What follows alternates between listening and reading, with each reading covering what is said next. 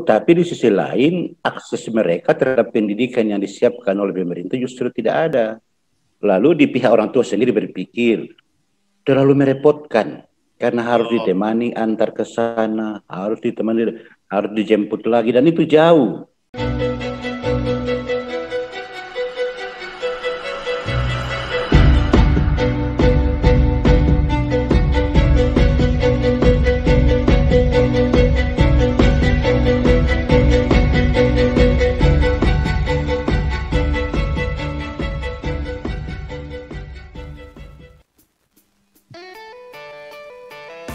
Ketemu lagi dengan Ritson Manyonyo, senang sekali di mana kita bisa saling menyapa. Doa dan harapan kami dari studio, para sahabat disabilitas kalian bisa ada dalam kebahagiaan dan keberuntungan serta selalu ceria dalam hidup ini. Bagi para sahabat yang belum subscribe, like, share, komen, dan menyalakan lonceng notifikasinya, bisa berkenan melakukannya untuk proses pengembangan channel ini dapat berjalan lancar ke depan.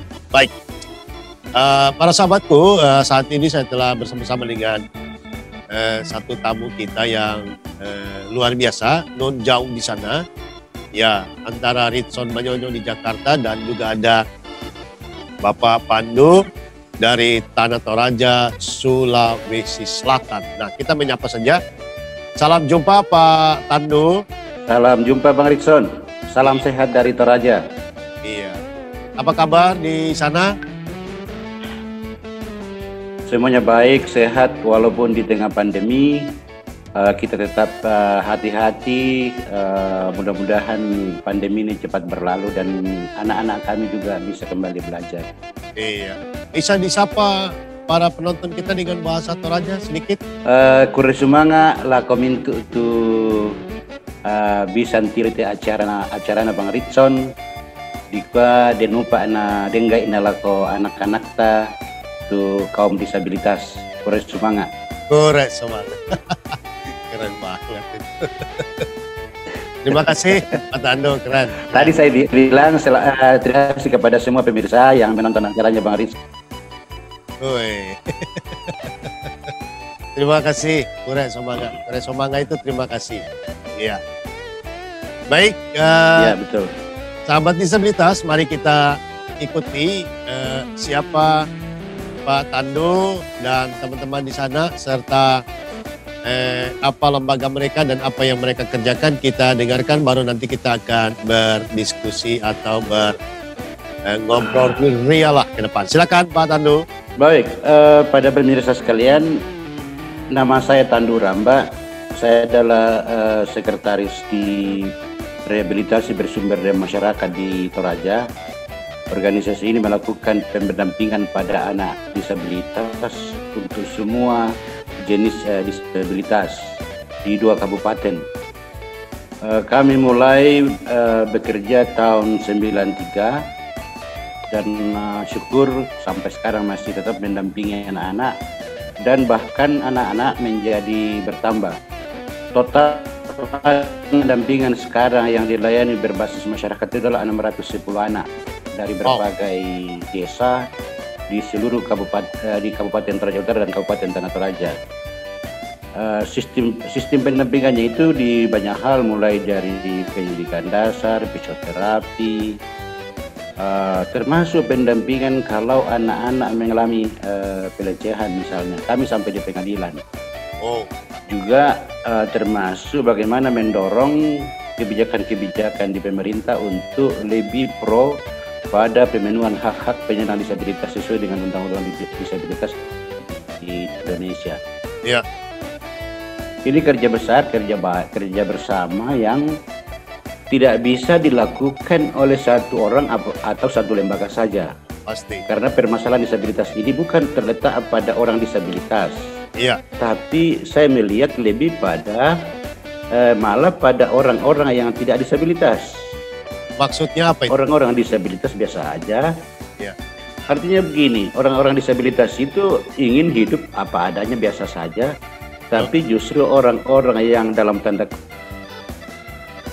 kutip merasa tidak disabilitas itu malah melihat aneh kalau ada orang yang tidak bisa melihat lewat itu dipelototin seperti melihat zebra dari Afrika lewat di Toraja. Atau orang-orang yang punya hambatan pendengaran marah diolok-olok, bukannya diberi kemudahan untuk bisa mengakses isu yang lagi kita bicarakan. Iya. Nah, ini menjadi itu yang saya bilang, kerja-kerja ini tidak bisa dilakukan oleh satu orang atau satu lembaga, tapi banyak sekali stakeholder di dalamnya. Kalau kita merujuk pada Undang-Undang Disabilitas kan sebetulnya semua pihak terlibat di sana. Semua pihak. Mulai dari masyarakat, ya pemerintah, tokoh masyarakat, tokoh agama, lembaga gereja, lembaga swasta, semua di sana, pemerintah daerah, pemerintah pusat, harusnya semua bekerja di sana, punya tanggung jawab di sana. Nah, persoalannya kan tidak semua pemain, istilahnya kalau pemain sepak bola itu memainkan bola dengan bagus. Hanya 1-2 yang bermain di lapangan walaupun banyak orang berdiri di sana. Ya. Akhirnya bolanya tidak pernah gol-gol karena sebagian jadi penonton saja, malah mau menciptakan gol bunuh diri. Iya. Oke. Ya, itu mungkin dulu saya masih punya waktu ya, berlanjutkan. Ya, jadi Pak Tandu, jadi kabupaten Tanah Toraja sekarang terdiri dari berapa kabupaten, Pak Tandu? Toraja, jadi Toraja itu seperti sebuah etnis itu. Dulunya satu kabupaten itu, jadi namanya Kabupaten Tanah Toraja kalau kita bicara geografinya. Ya. Saya lupa persisnya, tapi belasan tahun yang lalu itu dimekarkan menjadi tetap Kabupaten Tanah Toraja, dan di bagian utaranya muncul nama sebuah kabupaten baru namanya Kabupaten Toraja Utara. Oke. Jadi kami malah melayani sebelum kabupaten ini dibagi 2, dimekarkan. Makanya tetap kami terlibat di 2 kabupaten itu. Berarti dari 2 kabupaten itu jumlah yang baru dapat dilayani kurang lebih tadi 600-an. Apakah dalam riset angka ini hanya stagnan di situ atau masih banyak lagi teman-teman disabilitas? Oh, masih banyak, masih berkembang terus. Setiap tahun itu berkembang terus angka itu. Sebagai informasi, kalau mau tahu, awalnya itu waktu RBM mulai dibuka, susah sekali mendapatkan anak-anak disabilitas karena orang tuanya menyembunyikan. Oh. Bahkan banyak cerita-cerita lucu ketika petugas kami mengunjungi, karena kami sistem kunjungan rumah waktu itu. Ya. Dikunjungi di rumahnya, terus tetangganya berkenalan dengan petugas kami, mereka malah heran, kenapa kamu di situ? Dia tidak tahu bahwa tetangganya itu punya anak disabilitas, jadi disembunyikan. Jadi tiga itu. Nah, jadi Pak Tandu dan teman-teman jemput bola mencari dari rumah ke rumah. Betul. Ya. Dan sudut pandang masyarakat yang memiliki anggota disabilitas itu benar-benar faktor apa yang membuat mereka tidak membawa anak-anak mereka ke tempat-tempat pendidikan? Ya, jadi sedikit flashback bahwa di RBM itu sistem pendampingan itu sistem pengajaran itu dilakukan dengan 2 pendekatan. Yang pertama itu anak-anak dikumpulkan di kelas, tapi kelas itu jangan ditafsirkan seperti kelas sekolah. Ya. Di setiap desa itu kita punya space-space yang ada, kadang-kadang di kolong rumah. Ya. Kadang-kadang karena banyak rumah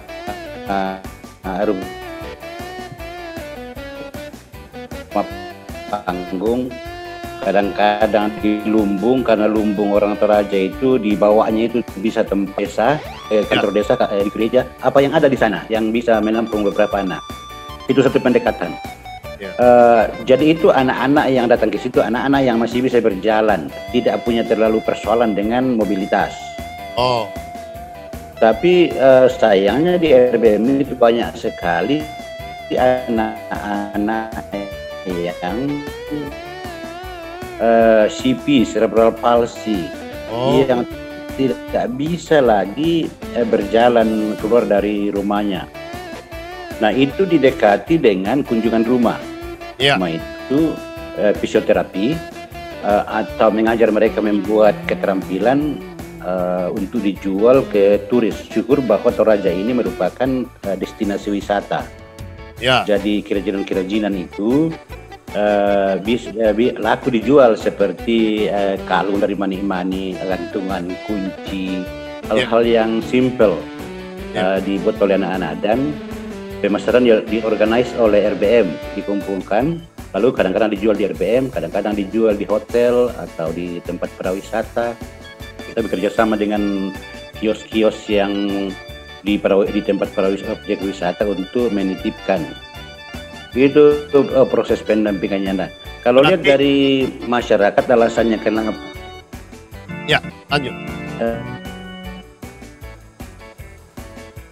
Mana orang tua kenapa jadi pakai pendidikan? Pertama, di Toraja, itu artinya di Tanah Toraja dan Toraja Utara itu sekolah luar biasa itu hanya tersedia di kota.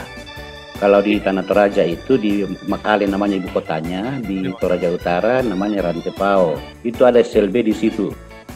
Iya, di Makale maupun di Rantepao, di dua kota ibu kotanya. Ada di Tanah Toraja sendiri, ada agak sedikit di Rembo namanya dengan Demenggendek, tapi sekali lagi itu berpusat, dan sistem mereka itu kan sistem seperti sekolah formal. Kalau tidak ada anak-anak datang ya sudah, mereka duduk saja. Toh yang penting bahwa sistem mereka itu ya minum terdistribusi, tersebar secara merata di semua desa. Karena di semua desa itu pasti ada anak-anak disabilitas. Secara teori saya pernah belajar bahwa sebetulnya total populasi disabilitas itu 10% dari total populasi dunia. Betul. Artinya itu secara rata-rata. Lalu tapi di sisi lain akses mereka terhadap pendidikan yang disiapkan oleh pemerintah justru tidak ada. Lalu di pihak orang tua sendiri berpikir terlalu merepotkan karena harus ditemani antar ke sana, harus dijemput lagi, dan itu jauh dari desa. Mana lagi ngomongin biaya ojek di sini. Kalau di sini sistem transportasi umumnya sangat jelek. Jadi orang mengandalkan ojek atau rata-rata keluarga punya motor. Tapi sekali lagi mereka juga butuh waktu untuk mencari nafkah. Orang tua ini perlu ke kebun atau ke sawah atau yang berdagang di pasar. Nah, sehingga mereka dan ekspektasi mereka kan ya mau apa lagi, sudah begitu, tidak bisa diharapkan di masa depan. Istilahnya ini kan prinsip ekonomi, walaupun investasi waktu dan biaya sebagaimanapun ya sudah akan begitu. Nah, ini memang dua hal yang menjadi persoalan di isu disabilitas ini. Ya, berarti dengan kata lain bahwa Tanah Toraja yang menjadi salah satu primadona destinasi wisata kelas dunia yang banyak dikunjungi oleh turis mancanegara, turis Nusantara, tetapi belum seiring dengan bertumbuh berkembangnya pelayanan disabilitas yang maksimal di sana. Begitu kira-kira Pak Tando? Iya, bisa dikatakan begitu, bisa begitu. Ya. Buktinya sampai sekarang kedua kabupaten ini belum punya perda disabilitas, dan ini menjadi kerja-kerja kami untuk mendorong pemerintah daerah. Baik. Ya, jadi apa yang dilakukan oleh kawan-kawan RBM di sana untuk proses pemberdayaannya, Pak Tan? Nah, ini dua hal.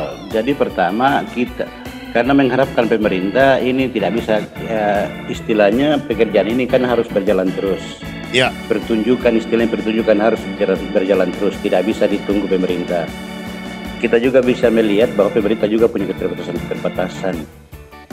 Kami selalu diskusi dengan dinas sosial, tapi selalu ujungnya mereka tidak punya anggaran. Ya kita mau apa lagi? Ini memang salah satu kelemahan daripada fokus di infrastruktur. Kalau tidak dibarengi dengan intervensi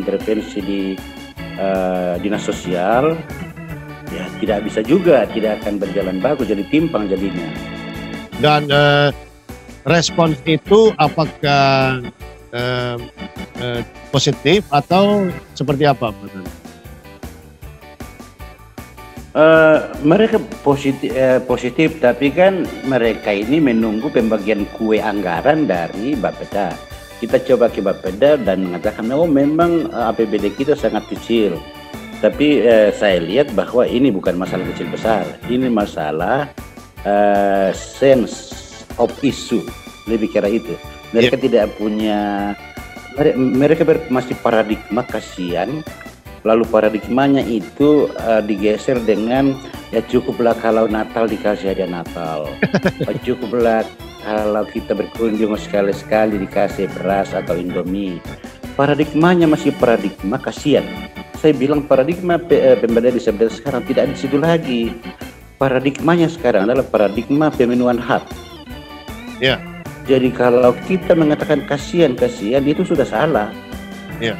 Tapi kita memberi sesuatu kepada atau melakukan sesuatu dengan disabilitas bukan karena kasihan, tapi karena mereka memang berhak, dan itu hak mereka.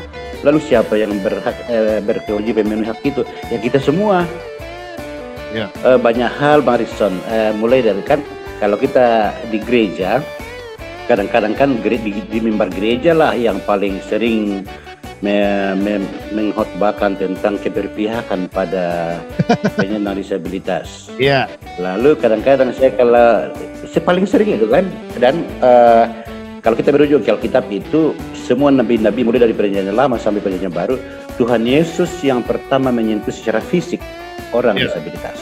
Iya. Itu ada pesan di sana, harusnya ada pesan, ada message di situ, bahwa mereka tidak harus dijauhi, tapi mereka harus didekati, dan Tuhan Yesus yang mengangkat itu. Sebagai orang Kristen, ya harusnya itu menjadi seperti komando untuk melakukan gerakan ini. Nah, kembali kepada pemberdayaan disabilitas ini menjadi hal keharusan. Tidak bisa lagi didekati dengan charity. Betul. Tidak bisa lagi dengan kasihan mereka. Tapi itu dilakukan karena kita wajib memang melakukan itu. Baik itu sebagai pemeluk agama, mau Islam, mau Kristen, mau Buddha, Hindu dan semuanya, maupun sebagai warga negara yang punya kewajiban dalam bernegara. Pemerintah apalagi, itulah tanggung jawab pemerintah. Tapi dari warga negara kita tidak bisa menunggu, menggonggong saja. Jadi prinsip advokasi kami tidak hanya menggonggong saja, mengkritik pemerintah, mencaci maki pemerintah, tapi mari kita lakukan sesuatu sambil menunjukkan pemerintah bahwa ini loh kami lakukan ini, tolong kami juga dibantu, dan mari kita bersama-sama. Praktek lebih kira itu yang praktek program RBM terhadap warga binaan sosial disabilitas itu apa saja, Pak Tandur? Ya baik, di kegiatan-kegiatan itu mulai dari memang yang dikumpulkan di kelas itu pasti pembinaan, jadi sesuai mempunyai sebetulnya. Jadi setiap anak-anak itu punya program. Jadi kalau di sekolah-sekolah biasa kan ada namanya kurikulum. Kalau di kami itu tidak ada kurikulum standar, jadi semua anak-anak di asesmen lalu dibuatkan program latihan untuk jangka waktu 1 tahun. Oke. Lalu program ini kita evaluasi per semester, apakah anak-anak ini sudah mampu melakukan program yang kita rencanakan. Kalau ketinggian ini programnya, ya kita evaluasi dan kita revisi, lalu di akhir tahun sekali lagi kita evaluasi lagi. Ini pekerjaan besar karena semua anak-anak harus dibuat begitu. Jadi semua petugas melakukan evaluasi terhadap program mana. Nah, kalau tanyakan apa bentuk-bentuk dampingan, tadi pendidikan dasar salah satu yang dikumpulkan. Lalu itu terutama untuk anak-anak yang masih punya kemampuan menghitung, baca tulis, termasuk anak-anak bisu tuli, anak-anak tunanetra tetap juga menghitung, bagaimana pengenalan uang, dan sebagainya. Termasuk huruf braille untuk tunanetra, huruf braille untuk bisu tuli ini bahasa isyarat, dan membaca bibir. Iya. Jadi banyak anak-anak kami yang sudah bisa berbicara, maksudnya anak-anak bisu tuli yang awalnya tidak bisa berbicara tapi sudah mulai bisa berbicara, dan kebanyakan sudah bisa menulis. Ya, kami punya satu anak tunanetra itu, dia sangat akrab dengan Facebook. Dia cukup rajin di Facebook, cukup aktif. Kalau Bang Ritson nanti tertarik, nanti saya kasih Facebooknya biar connect. Mungkin Bang Ritson juga bisa kasih penguatan-penguatan atau Siap. Ya. Bagaimana lah, bagus. Ya. Dia bagus untuk main musik. Dia kalau kami Natalan dia selalu yang pegang keyboard. Ya lumayan lah untuk kelas-kelas teraja. Oke, itu dari melanjutkan tadi kegiatannya, apalagi pendampingannya itu saat jadi pendidikan dasar. Ya. Terus ya di pendidikan. Ya, silakan. Ya, jadi selain itu ada juga fisioterapi. Petugas kami itu semua belajar tentang, tidak ada yang ahli fisioterapi, tapi mereka semua dilatih oleh berbagai ahli, baik dalam negeri maupun dari luar negeri. Kami bermitra dengan beberapa lembaga dari Belanda, ya. Dan kami memang meminta pelatihan fisioterapi. Karena itu kebutuhan di sini. Banyak anak-anak yang cerebral palsy, yang mengalami kontraktur, dan itu yang sangat membutuhkan fisioterapi. Ya. Termasuk kami melakukan pendidikan hukum. Termasuk juga kami memberikan modal-modal kecil untuk membuka toko-toko kecil di desa. Ya. Lalu ada juga bantuan ternak babi, karena di Toraja ini ternak babi itu hampir semua rumah tangga punya babi. Ya. Anak-anak itu dikasih babi betina kecil, lalu disuruh bertanggung jawab untuk memelihara. Tujuan ujungnya adalah kita bermaksud agar anak-anak ini nanti dewasa setidaknya bisa menghidupi dirinya sendiri. Ya. Tidak tergantung 100% kepada mungkin kakaknya, tantenya. Apalagi kalau orang tua sudah meninggal, kepada siapa mereka harus bersama? Tidak. Jangan seperti biasa. Ini memang manajemen anak-anak dampingan itu, karena salah satu pertanyaan dasar itu, apa harapan ibu atau bapak terhadap anak ini? Betul. Supaya harapan itu realistis. Biasa agak sinis, ketawa, menjawab pertanyaan, tapi kami serius menanyakan itu supaya kita sama-sama realistis apa yang bisa kita dapatkan dari anak ini, kita maksimalkan. Ya. Lalu sampai apa? Lalu diskusi panjang, lalu oh ya syukur kalau bisa begitu. Karena biasanya mau apa lagi sih, sudah begitu, jadi pasrah begitu. Ya, nah, ini menjadi, dan ini ya soal hukum, apa yang pernah menjadi pengalaman pendampingan hukum ini? Oke.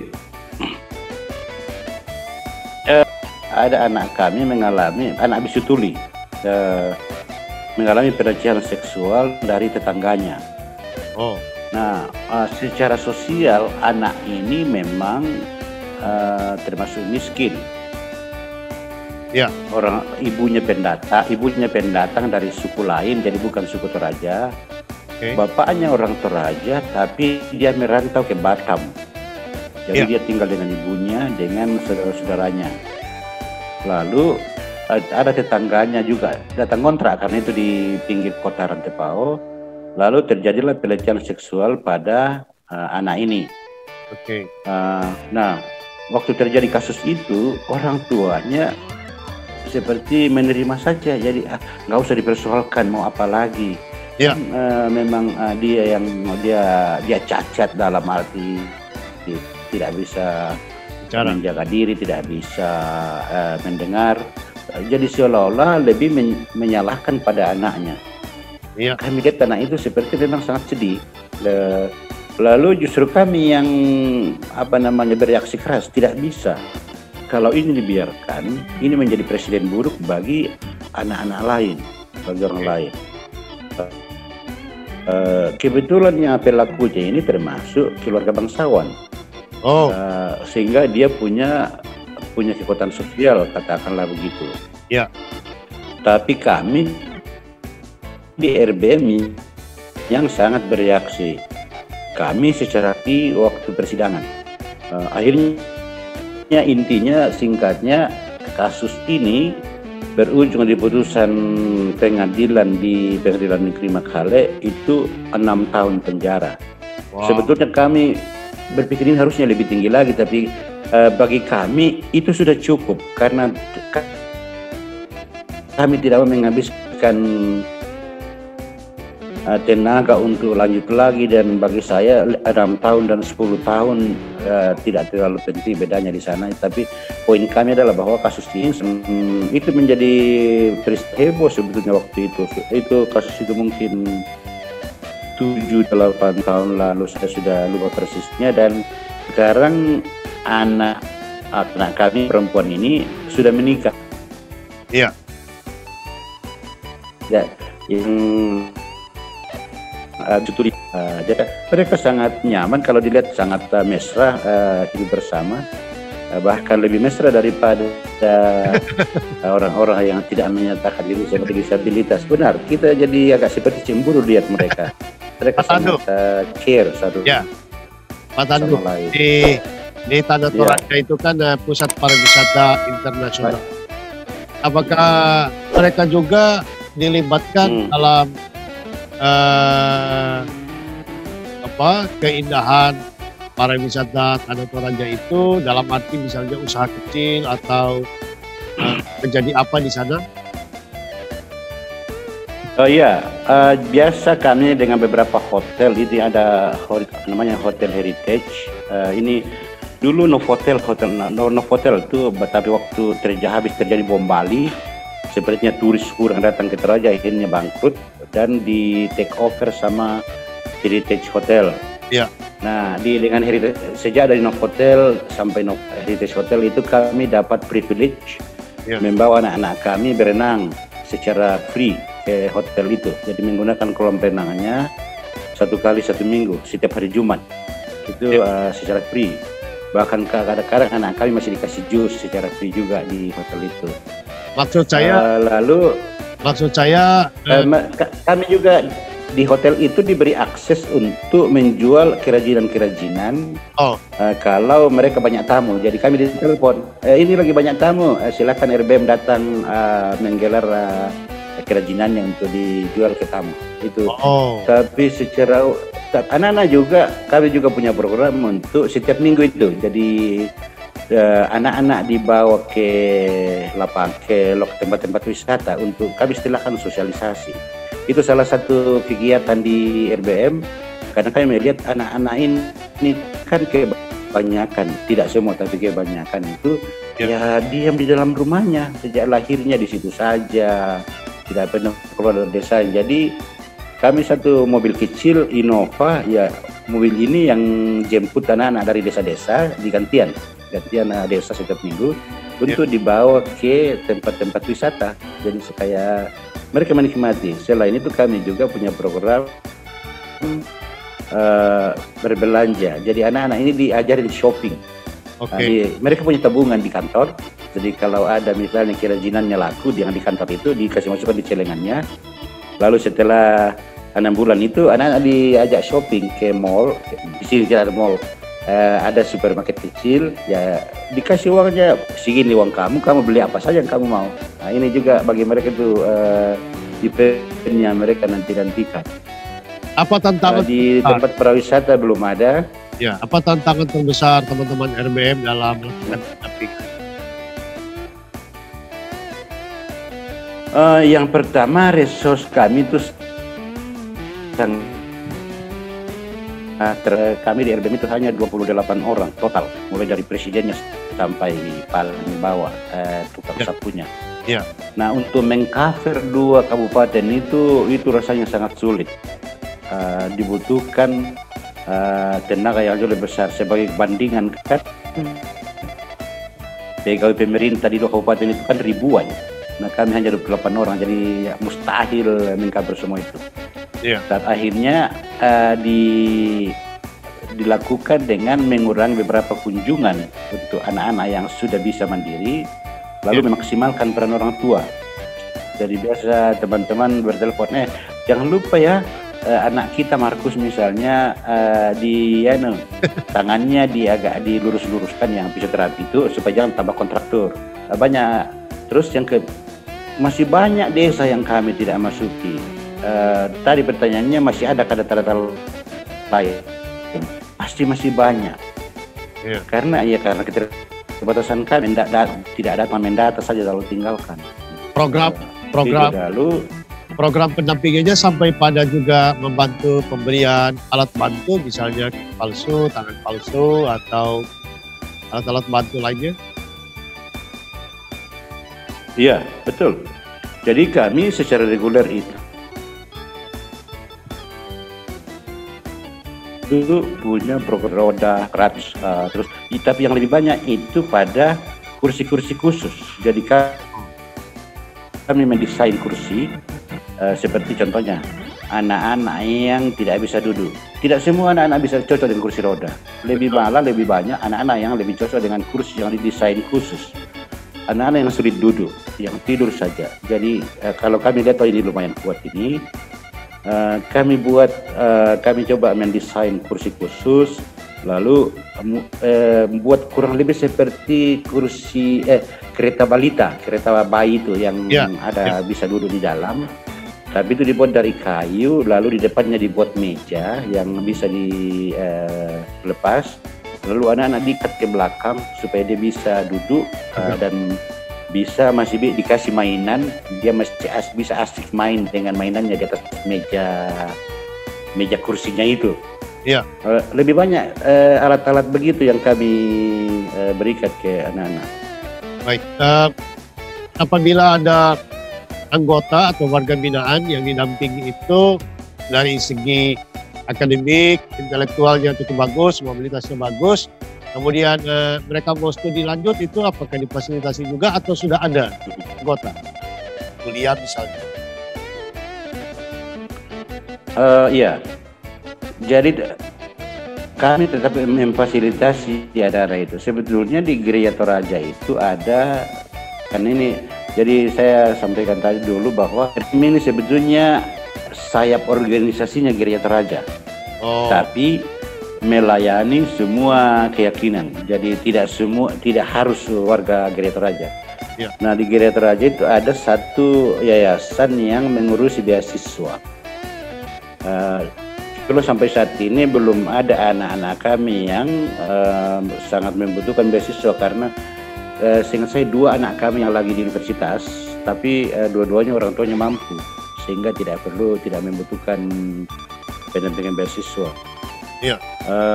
Anak-anak kami yang lain itu yang di tingkat SD, SMP yang sulit mengakses sekolah formal, biasalah kami cari pihak ketiga. Satu anak kami itu kami kirim ke PPRBM Solo, karena anak ini tidak punya tangan, tidak punya kaki, tapi intelektualnya sangat bagus.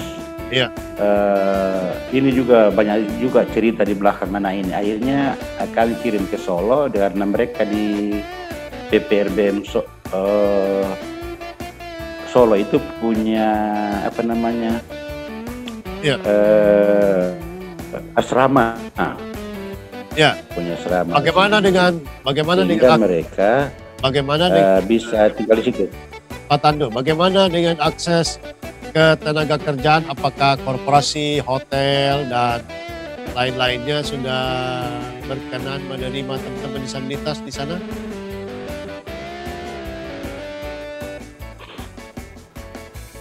Belum, tapi memang di Toraja kan, kalau kita merujuk ke undang-undangnya ini, undang-undang ketenaga kerjaan kan harusnya 2% dari tenaga kerja kalau di pemerintah dan 1% kalau di swasta. Belum ada perusahaan besar di Toraja, perusahaan-perusahaan kecil yang ada di Toraja. Tapi untuk isu ini kami sebetulnya sudah bergerak bersama dengan Yayasan NLR di Indonesia dengan Permata. Permata ini organisasi mantan penyandang kusta. Iya. Kami lagi dalam tahap finalisasi draft peraturan bupati tentang ketenagakerjaan yang dimana mengakomodasi orang-orang disabilitas. Itu isunya sekarang. Jadi seharusnya ini sudah diteken, tapi karena pilkada jadi agak di pending dalam 2 minggu ini. Kemungkinan ini bulan-bulan Desember sudah bisa diteken oleh Pak Bupati yang peraturan Bupati tentang ketenagakerjaan dan disabilitas. Semestinya mereka bisa diadvokasi misalnya di hotel di bagian laundry atau housekeeping, atau juga kalau di rumah sakit teman-teman bisa kontribusi supaya mereka terlibat. Jadi ada harapan hidup bagi mereka. Tentunya bagi yang mobilitas dan pergerakannya tidak terlalu banyak terhambat. Pak Tandu, RBM di sana berasrama atau tidak? Tidak. Jadi tadi saya sampaikan bahwa memang sistemnya itu ini tetap tinggal bersama keluarganya. Lalu bila datang petugas melatih atau mereka diundang ke kelas di setiap desa itu untuk datang dan belajar bersama. Ini pendekatan ini kami lihat karena kami melihat beberapa institusi atau yayasan yang berbasis asrama itu kadang-kadang orang tua justru tidak siap ketika anak itu kita kembali.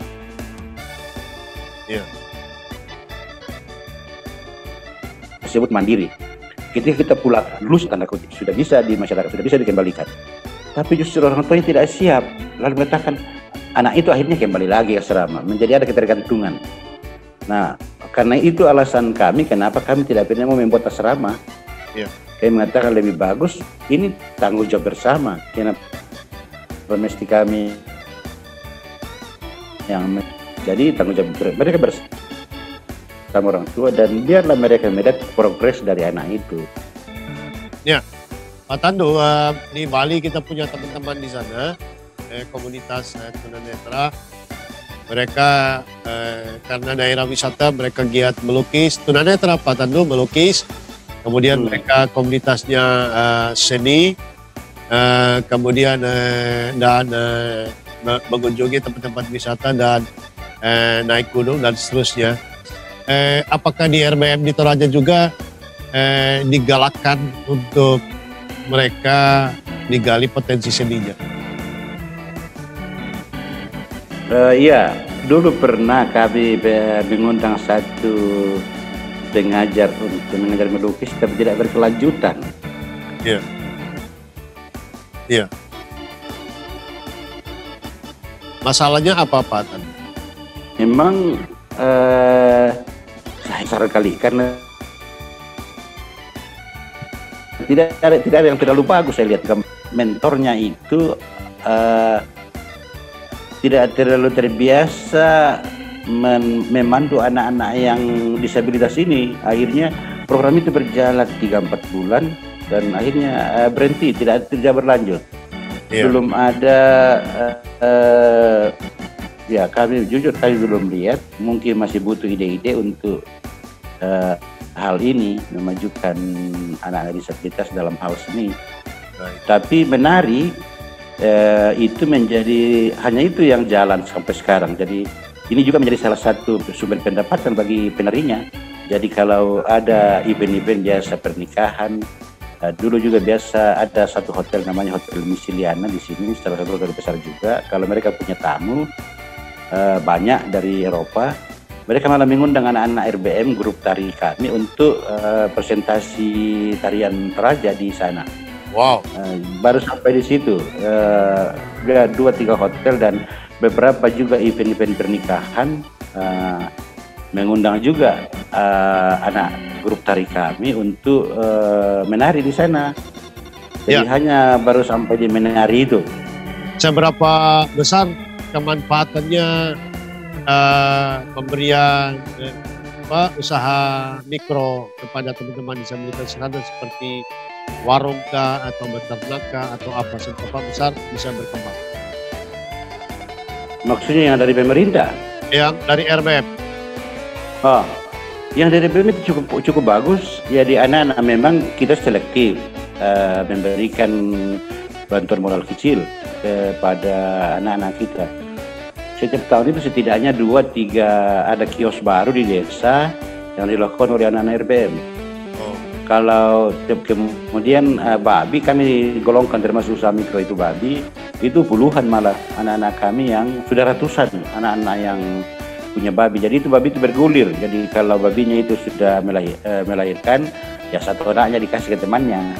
Nah, sambil ditambah juga kalau ada anak-anak yang memang yang sudah punya kemampuan untuk beternak babi, sementara belum ada babi yang saya berikan, ya kita beli lagi babi baru gitu dikasih anak-anak yang berminat itu. Dan itu murni mereka yang merawat, memelihara, memberi makan, dan seterusnya. Iya. Saya tidak tahu persis, tapi katakanlah sebagian besar dan mereka bertanggung jawab. Karena banyak orang berpikir kan, nanti orang tuanya mengambil lalu membawa ke pesta akad, Rambu Tuka atau Rambu Solo untuk dipotong. Tapi dalam prakteknya anak ini sangat ngotot, tidak akan pernah babinya mau dibawa ke pesta ke upacara-upacara seperti itu, karena berarti kan tidak akan dibeli kalau begitu. Jadi mereka fight untuk babi itu. Iya. Wow, luar biasa. Pak Tando, di soal yang lain, sekarang keadaan di Toraja bagaimana, terutama di musim pandemik? Iya, ini pandemi ini betul-betul mempengaruhi roda kegiatan di RBM. Kami di sini mulai khawatir itu bulan Mei dengan Juni. Jadi kami tidak ada kegiatan itu Mei dan Juni karena suasana sangat mencekam. Walaupun waktu itu kasusnya malah belum ada, tapi justru suasana sangat mencekam. Setiap desa itu dibuat seperti gerbang untuk cek.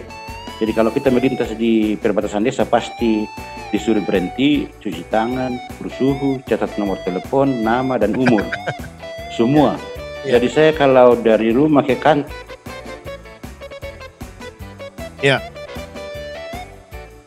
itu melewati 5 kali usul suhu, 5 kali semua. Nah, tapi saya tidak tahu itu di awal-awal saja. Setelah itu kehidupan seperti menjadi biasa lagi. Kami juga di RBM itu akhirnya tidak bisa karena waktu itu kami bilang, wah tidak bisa kita menunggu ini pandemi ini. Betul. Baru bisa anak bisa menjadi hilang. Dibedakan dengan beberapa tahap pertama, tidak ada lagi kelas, jadi ada anak tidak dikumpulkan dalam satu kelas, anggap aja kelas dibubarkan, tapi itu diganti dengan kunjungan rumah. Lalu kunjungan rumah juga harus melalui dua syarat. Kami juga waktu itu membeli masker, banyak sekali, ribuan masker kami beli dan kami kasih ke anak-anak dan orang tuanya dan petugas tentunya. Semua petugas yang pergi berkunjung keluarga harus membawa hand sanitizer, itu dengan masker. Kemudian orang tua harus menandatangani surat pernyataan bahwa mereka tidak keberatan dikunjungi. Dalam prakteknya ada hanya 1-2 saja orang tua yang keberatan dikunjungi, tapi ya tidak apa-apa, itu mereka juga berhak memang. Tapi itu kita pantau dengan telepon mereka bagaimana perkembangannya, apa yang dilakukan, jangan lupa lakukan yang program yang kita sudah buat. Tapi sebenarnya mereka tanda tangan dengan kunjungan pandemi ini dalam 1 minggu terakhir ini yang seperti kasusnya lumayan banyak. Kadang-kadang muncul 3, 6 dalam 1 hari. Yang dulu-dulunya lama tidak ada muncul kasus, tapi orang sudah mulai tidak terlalu peduli. Paling tidak yang saya lihat di kehidupan sosial. Orang tapi anggota aman ya, anggota mereka aman sama tim RBM aman ya, Pak. Ya, puji syukur bahwa sampai saat ini belum ada kasus terkonfirmasi dari, tapi tidak pernah diperiksa, jadi setidaknya begitu suasananya. Tidak ada yang sakit serius dan tidak ada yang kasus yang ditemukan, tapi kita tetap waspada. Ya, waspada. Itu kata kuncinya. Baik, sahabat disabilitas, sebenarnya kita ingin tahu sebenarnya Pak Tandu, apa yang menggerakkan Anda sebenarnya mau terlibat di dunia ini? Kenapa tidak pilih yang lain?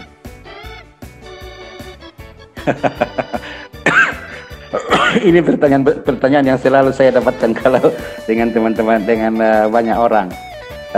Ada dua hal. Kalau Bang Rizwan mau tahu, kebutuhan manusia itu ada dua, makanan jasmani dan makanan rohani, makanan batin. Kita butuh uang, tapi uang bukan segalanya kan. Ya. Lalu kita butuh sesuatu yang menjadi itu seperti menjadi makanan rohani kita. Kita merasa puas, merasa nyaman melakukan itu. Nah, itu alasannya kenapa ya justru saya banyak beberapa pekerjaan. Jadi kalau mau di kelompok-kelompok kan ada pekerjaan itu untuk makanan untuk rohani, kepuasan batin, ada untuk kepuasan jasmani. Yeah. Realistis bahwa kita butuh uang, tapi kalau kita tidak jadi hambar, seperti sawah luas yang tidak ada airnya, tidak ada rohnya di sana. Dan itu membuat hidup kita menjadi bermakna, ada spirit di situ bekerja. Dan orang tidak bisa rasakan bagaimana puasnya kita kalau salah satu anak mental itu dulu nggak bisa ngitung 1, 2, 3, 4, 5. Lalu kita analisis dan ternyata dia sudah bisa menghitung sampai 10. Itu kepuasannya luar biasa. Itu seperti bagi orang lain itu seperti mendapatkan jadi doktor, tapi bagi kami itu kepuasan luar biasa. Karena lalu mereka bersaksi, saya dulu tidak bisa ngapa-ngapain, sekarang saya sudah bisa ini, bisa itu. Itu kepuasan luar biasa bagi saya. Bagi orang lain mungkin masa gitu doang jadi persoalan besar. Untuk orang yang belum bekerja di isu ini, dia melihat itu sepele, tidak penting, remeh-temeh. Tapi bagi kami yang bekerja di isu ini, itu seperti penghargaan yang luar biasa. Yang masa bodoh mereka anggap sederhana, tapi bagi kami itu luar biasa. Ya. Ini kan masalah perasaan. Sejak kapan dan dalam momentum apa juga, apa yang memicu Pak Tandu untuk terjun di dunia disabilitas? Yang pertama saya lihat pekerjaan ini tidak banyak orang yang melakukan. Karena ini dalam mereka dibiarkan, jadi mereka betul-betul seperti manusia sampah dalam tanda kutip ya. Karena mereka kotor, mereka punya keterbatasan, beringus dan sebagainya, sehingga orang-orang yang mau bekerja di situ seperti ada kesan mungkin mau-maunya dia kerja ini itu, mau-maunya dia itu. Di satu sisi isu ini memang menantang karena membutuhkan tidak sekedar keprihatinan, tapi dibutuhkan tentang konektivitas dengan berbagai stakeholder, dibutuhkan bahasa di situ, banyak hal dibutuhkan di situ. Dan untuk tingkat toraja itu rasa-rasanya sulit mendapatkan dengan mungkin insentif yang didapat secara ekonomi yang sangat kecil. Nah, harus ada seseorang yang melakukan itu. Tidak bisa tidak. Kalau kita bilang saya merasa itu bagian dari saya. Paling tidak saya merasakan itu. Saya merasa itu bahwa itu bagian dari saya. Jadi saya melakukan itu. Pak Tandu sendiri tidak disabilitas? Ya, saya percaya itu. Tidak. Saya ganteng mas. Kata orang sih. Istri anak-anak tak pernah komplain.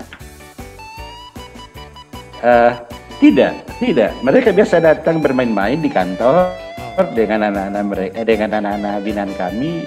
Mereka baik-baik saja, Pak tidak Tanu, ada. Dan mereka kalau bercerita, ya, mereka bercerita dengan, wih hebat tadi itu si itu ya. Dia bisa ini, dia bisa itu. Dia karena tidak ada lagi ya, kata-kata yang ya, mendiskriminasi atau karena itu menjadi tema-tema diskusi kami di rumah juga. ya. Pak Tanu, sampai kapan Anda akan menjerumuskan diri Anda di dunia disabilitas? Saya pikir saya akan di situ terus karena saya lihat di RBM untuk tupoksi saya itu belum ada yang bisa menghandle dan saya nyaman saja melakukan. Dan kemudian untuk bagian saya kan bagian koneksi, diskusi dengan orang, saya tidak langsung mengajar anak, saya malah tidak tahu bahasa isyarat, tidak tahu huruf braille, saya tidak tahu. Lalu sebagian saya kan hanya bagian cuap-cuap saja, termasuk sekarang ini terus dengan pemerintah berkoneksi dengan lembaga-lembaga luar yang mau bermitra. Nah, itu bagian saya sehingga tidak menuntut kehadiran secara fisik terlalu banyak. Bisa saya kerjakan dari manapun saya, seperti sekarang ini saya tidak lagi di kantor RBM, tapi kita bisa diskusi tentang RBM. Apa yang Lebih fleksibel di pekerjaan saya itu lebih fleksibel istilahnya. apa yang Pak Tanu mau sampaikan kepada pemerintah kah, kepada gereja kah, kepada masyarakat kah, kepada korporasi kah, atau kepada keluarga yang sampai hari ini belum peduli terhadap disabilitas di Toraja dan sekitar?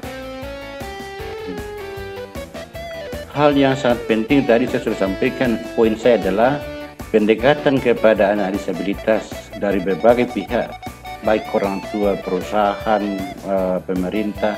Jangan pernah lagi mengatakan kasihan, tidak berbasis kasihan, tapi itu harus betul-betul berbasis hak.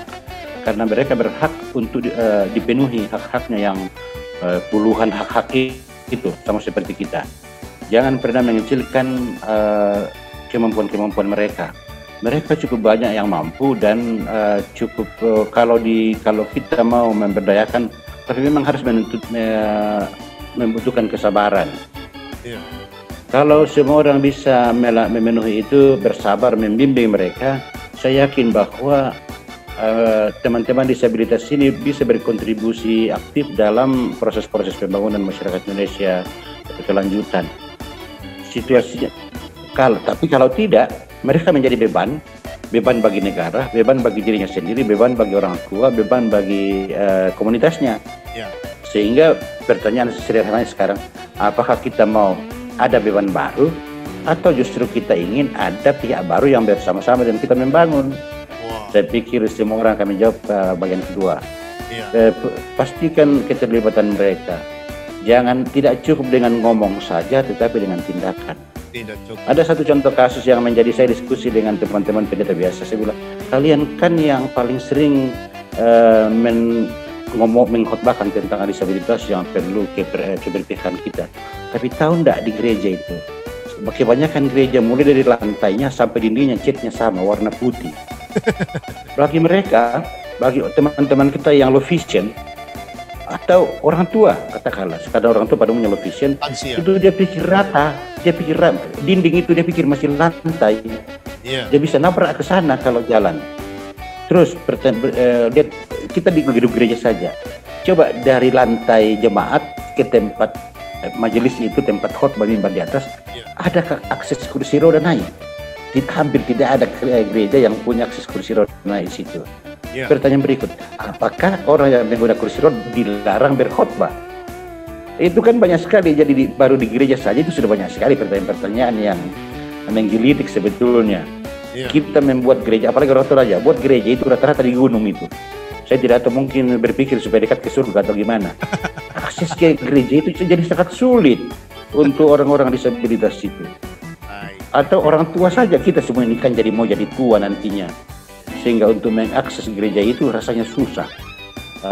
Itu banyak pendeta yang bilang, oh iya ya kita tidak perhatikan itu. Jadi karena ketidaktahuan juga. Jadi memang butuh sosialisasi, butuh diskusi-diskusi seperti ini menurut saya yang banyak, sehingga media-media sosial kita penuhi dengan energi positif. Kalau menurut saya itu yang harusnya menjadi perhatian dari pemerintah.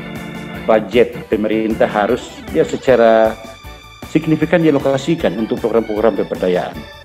Perusahaan-perusahaan ikuti aturan main bahwa Anda berkewajiban 1%.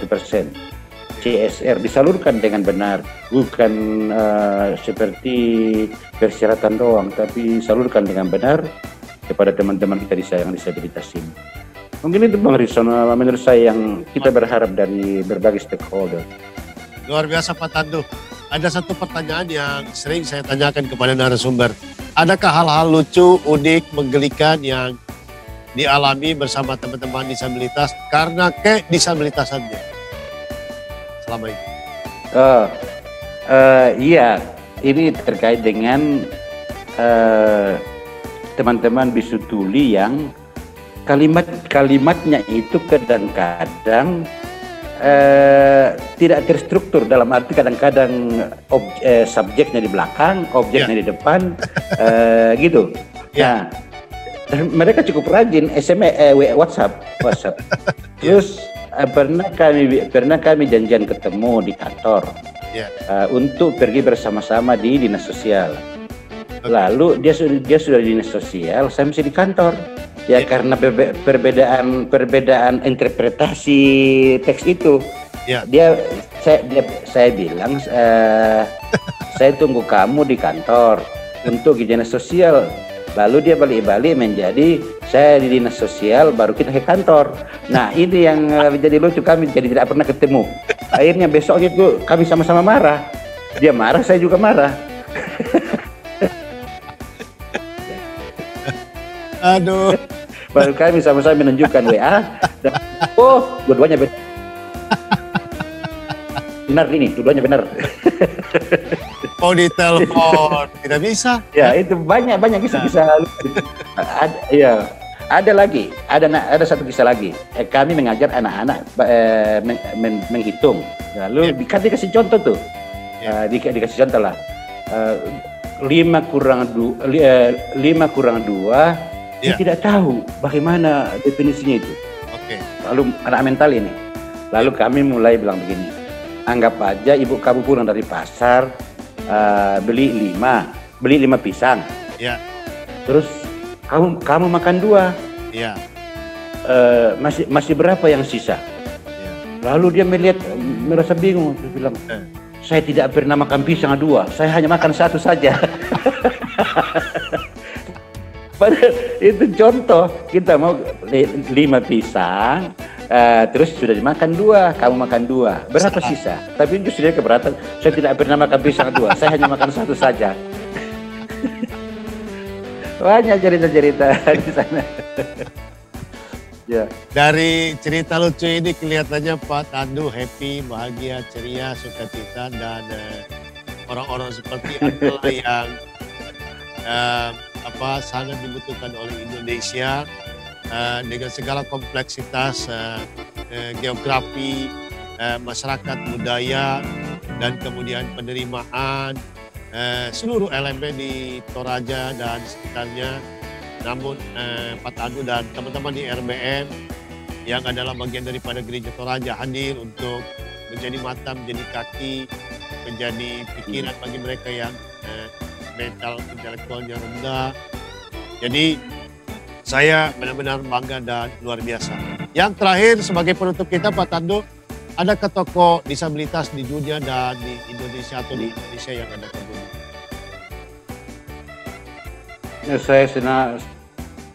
Saya sangat bangga dengan Helen Keller. Itu surprise, sebuah keajaiban yang luar biasa.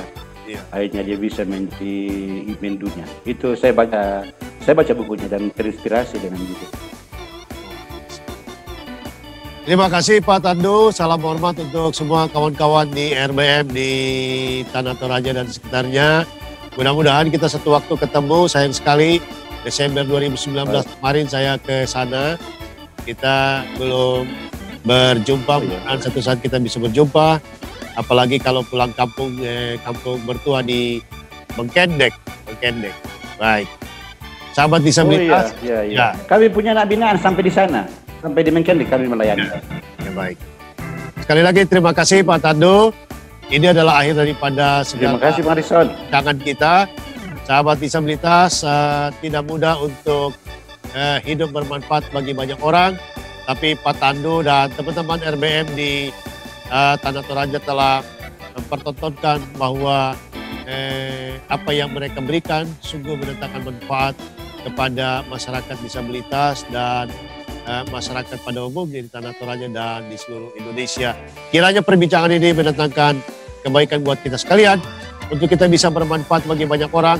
Baiklah kita dapat melihat apa yang tidak pernah bisa dilihat oleh mata orang biasa. Dan akhirnya sampai jumpa di tangan selanjutnya. Jangan lupa subscribe, like, share, dan komen. Serta nyalakan lonceng notifikasinya agar Anda yang pertama kali mendapatkan video-video menarik dari Ritson Manyonyo Channel. Akhirnya saya Ritson Manyonyo, Bapak Tandu Ramba dari Tanah Toraja, mengingatkan kepada kita sekalian untuk selalu pakai masker, jaga jarak, jauhi kerumunan, serta cuci tangan di air yang mengalir dan dengan menggunakan sabun. Sampai jumpa, salam sehat buat kita sekalian.